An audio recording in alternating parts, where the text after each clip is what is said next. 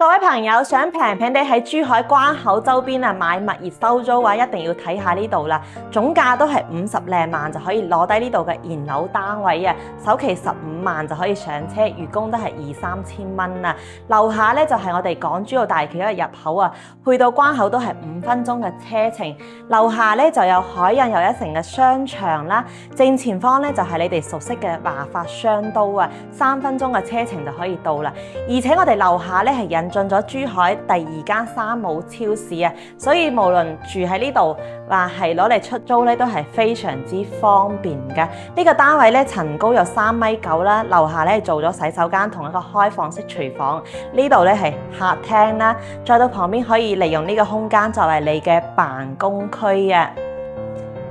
空間利用得非常之好嘅，好似呢啲產品咧喺關口周邊啊，真係賣一間就少一間嘅。有興趣嘅朋友快啲揾我睇樓啦！